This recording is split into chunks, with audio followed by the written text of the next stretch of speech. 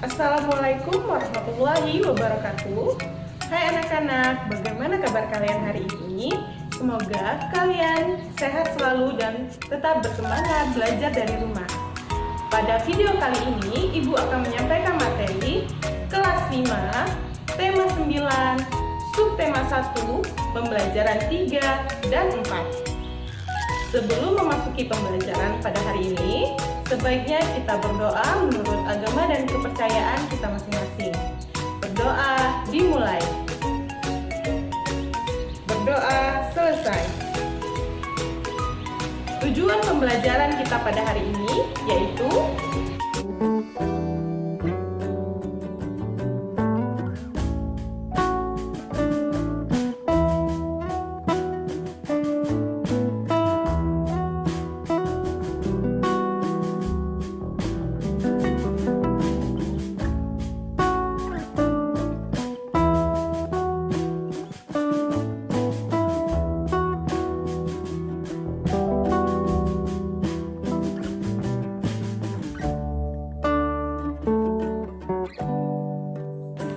letak Indonesia.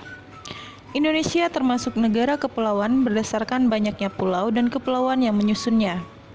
Indonesia merupakan negara yang kaya akan gugusan pulau-pulau. Tentunya ada beberapa unsur-unsur penting yang dapat membangun adanya wilayah fisik Indonesia.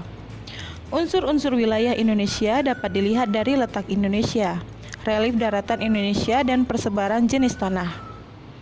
Indonesia secara geografis terletak di antara benua Asia dan benua Australia, serta berada di antara Samudra Hindia dan Samudra Pasifik.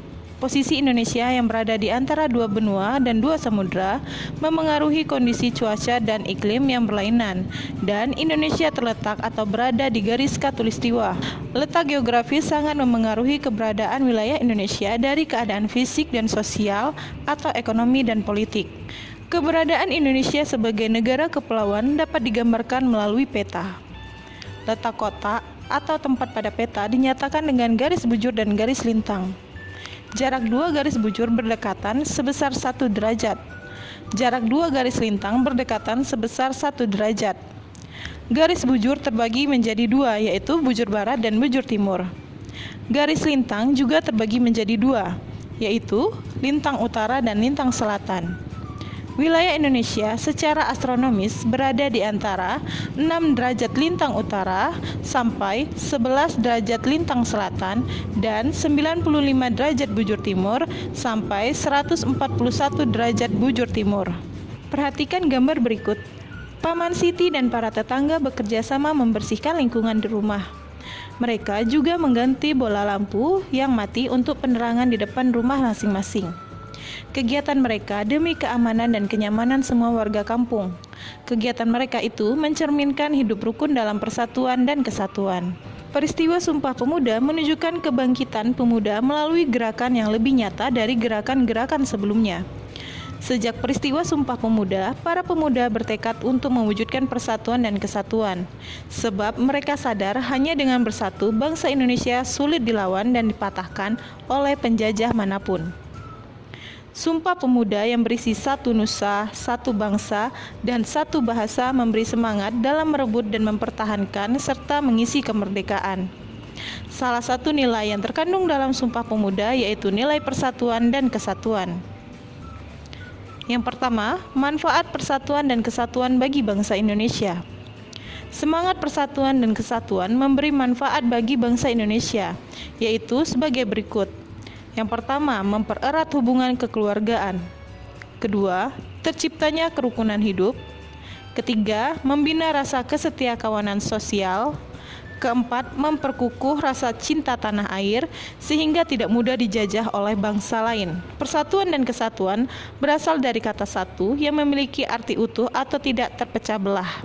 Kata persatuan dapat diartikan sebagai perkumpulan dari berbagai komponen yang membentuk menjadi satu. Adapun kata kesatuan merupakan hasil perkumpulan tersebut yang telah menjadi satu dan utuh. Kesatuan berhubungan erat dengan keutuhan.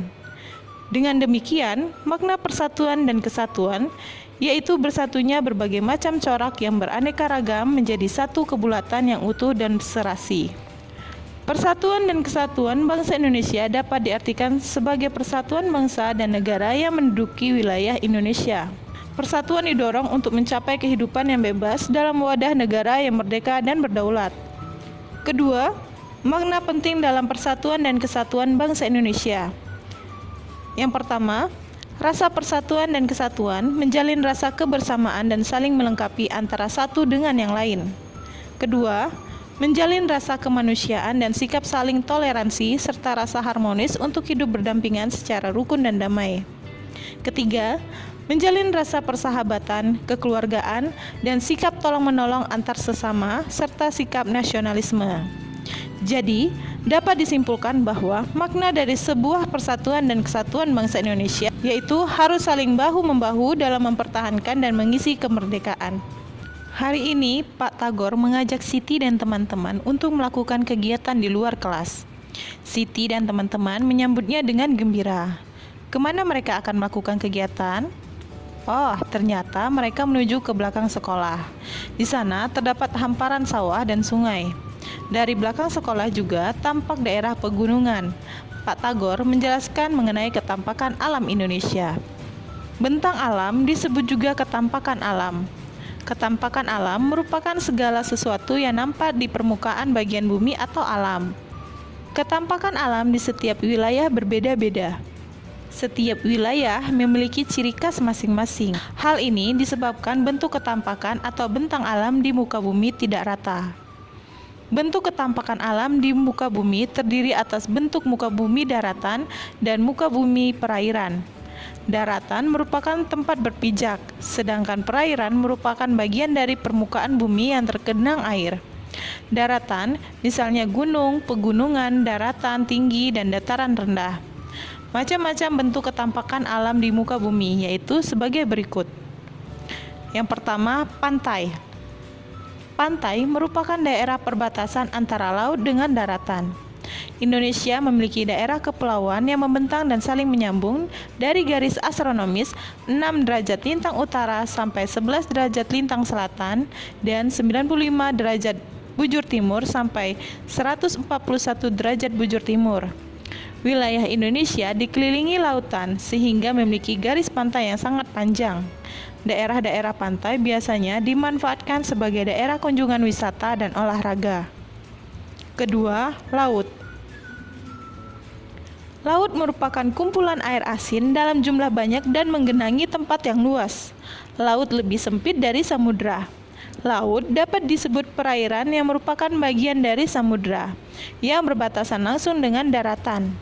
Wilayah Indonesia dikelilingi banyak laut. Ada Laut Banda, Laut Arafuru, Laut Jawa, dan Laut Sulawesi. Indonesia disebut negara maritim karena 2/3 wilayahnya berupa perairan. Ketiga, sungai. Sungai adalah bentuk muka bumi yang lebih rendah dari daerah sekitarnya. Sungai merupakan tempat aliran air yang secara alami mengalir dari hulu ke muara. Indonesia mempunyai banyak sungai. Sungai dimanfaatkan sebagai sarana transportasi, PLTA, pengairan, dan sebagainya. Keempat, gunung. Gunung merupakan ketampakan muka bumi yang lebih tinggi dari daerah sekitarnya. Gunung terlihat menjulang dan dibatasi lereng. Bagian terendah gunung dinamakan kaki gunung. Bagian gunung tertinggi disebut puncak gunung. Gunung terbagi menjadi dua jenis, gunung berapi dan gunung tidak berapi. Keduanya mempunyai manfaat bagi kehidupan manusia. Contoh gunung di Indonesia antara lain Gunung Slamet, Gunung Krakatau, Gunung Merapi, Gunung Lawu, Gunung Rinjani, dan lain-lain sebagainya. Kelima, pegunungan. Pegunungan merupakan kumpulan dari beberapa gunung di satu wilayah yang saling menyambung. Biasanya pegunungan memiliki ketinggian lebih dari 600 meter di atas permukaan laut. Berdasarkan ketinggiannya, pegunungan di Indonesia termasuk dalam kelompok pegunungan menengah. Beberapa pegunungan terkenal antara lain Bukit Barisan di Sumatera, Dieng di Jawa Barat, Kendeng di Jawa Timur, Verbeek di Sulawesi, dan Sudirman di Papua. Pegunungan tertinggi di Indonesia terdapat di Papua, yaitu Pegunungan Sudirman. Puncak Pegunungan Sudirman selalu tertutup salju. Keenam, dataran tinggi. Dataran tinggi merupakan bentuk relief muka bumi yang relatif datar. Dataran tinggi memiliki ketinggian lebih dari 400 meter di atas permukaan laut. Dataran tinggi udara sesuai untuk tanaman hortikultura. Umumnya, dataran tinggi dimanfaatkan untuk daerah perkebunan. Selain itu, juga dimanfaatkan untuk daerah pariwisata. Contohnya adalah dataran tinggi Karo di Sumatera Utara dan dataran tinggi Dieng di Jawa Tengah. Ketujuh, dataran rendah. Dataran rendah merupakan bentuk relief muka bumi yang berada pada ketinggian 0-200 meter di atas permukaan laut. Biasanya terdapat di tepi pantai dan daerah-daerah sekitar sungai. Kota-kota seperti Jakarta, Surabaya, dan Padang terletak di dataran rendah. Dataran rendah umumnya dimanfaatkan sebagai tempat tinggal, peternakan, industri, perkebunan, dan pariwisata. Adaptasi masyarakat terhadap ketampakan alam sekitar. Permukaan bumi tidak rata. Permukaan bumi ada yang tinggi dan ada yang rendah. Ketampakan alam adalah berbagai bentuk muka bumi yang terjadi secara alamiah. Ketampakan alam terdiri atas dua bagian pokok, yaitu ketampakan alam berupa perairan dan ketampakan alam yang berupa daratan. Daratan adalah tempat kita berpijak. Bentuk ketampakan alam berupa daratan bermacam-macam, contohnya gunung, pegunungan, dataran tinggi, dataran rendah, pantai, tanjung, dan delta. Perairan merupakan bagian dari permukaan bumi yang tergenang air. Bentuk ketampakan alam perairan contohnya sungai, danau, dan laut. Manusia melakukan adaptasi berbeda-beda antara satu dengan yang lain. Manusia hidup beradaptasi sesuai dengan alam dan ketampakan alam di lingkungan tempat tinggal. Adaptasi yang dilakukan meliputi jenis mata pencarian utama, makanan, bentuk tempat tinggal, pakaian yang dikenakan, peralatan rumah tangga, dan teknologi. Semua kegiatan itu menyesuaikan tempat tinggal mereka. Kita dapat melihat hasil adaptasi masyarakat suatu daerah. Makanan dan barang-barang atau benda-benda khas dari daerah pegunungan berbeda dengan daerah pantai dan dataran rendah. Meskipun alam dan ketampakan alam daerah satu daerah dengan daerah lain berbeda, kita sebagai masyarakat Indonesia harus menjunjung tinggi nilai-nilai persatuan dan kesatuan. Untuk mewujudkan nilai-nilai persatuan dan kesatuan, dapat dimulai dari hal-hal kecil yang ada di sekitar kita. Pak Tagor mengajak Siti dan teman-teman membersihkan parit kecil di samping sekolah. Pak Tagor meminta anak-anak membersihkan sampah yang menghalangi aliran air. Pak Tagor juga meminta anak-anak mencabut rumput-rumput ilalang di sepanjang parit. Siti dan teman-teman senang melakukan kegiatan itu. Mereka rukun dan bekerja sama demi lingkungan sekolah yang bersih dan nyaman. Hidup rukun sangat menyenangkan. Hidup rukun harus terjalin baik di lingkungan keluarga, sekolah, maupun masyarakat. Siti bekerja sama dengan teman-teman seperti pada gambar di atas yang mencerminkan hidup rukun.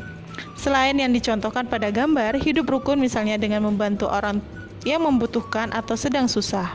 Dengan hidup rukun, kita turut memperkuat persatuan dan kesatuan di Indonesia. Bagaimana cara kita dalam mewujudkan persatuan dan kesatuan? Kita dapat memulainya dari hal-hal kecil seperti membiasakan hidup rukun dengan orang lain. Contoh, sikap hidup rukun di sekolah antara lain sebagai berikut. 1. Mengucapkan salam kepada guru dan teman. 2. Tidak sombong. 3. Menghargai teman meskipun berbeda suku dan agama. Demikianlah materi yang dapat Ibu sampaikan pada hari ini. Semoga ilmunya bermanfaat. Akhir kata, wassalamualaikum warahmatullahi wabarakatuh.